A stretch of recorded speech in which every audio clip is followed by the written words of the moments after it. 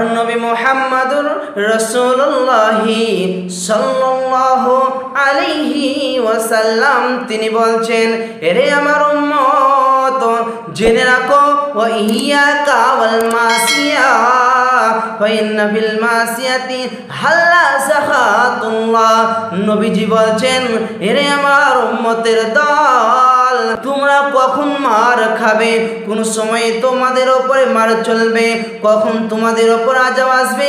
আল্লাহর নবী বলছেন, যখন প্রকাশ্যে গুনাহ ছড়িয়ে যাবে, যখন প্রকাশ্যে লুডো চলবে, যখন প্রকাশ্যে জেনা চলবে, যখন প্রকাশ্যে মদ চলবে, যখন প্রকাশ্যে তাস চলবে, যখন প্রকাশ্যে গুনাহ ছড়িয়ে যাবে, তখন তোমাদের উপরে আযাব নাযিল করবে।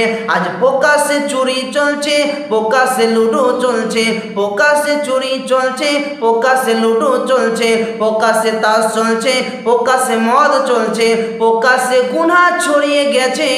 আল্লাহ তাবারক ওয়া তাআলার নবী বলছেন, তৈরি থেকে যাও, তৈরি থেকে যাও রে উম্মত, তোমরা প্রকাশ্যে গুনাহ ছড়িয়ে দিয়েছ, আর উপায় নাই, উপায় না। এখন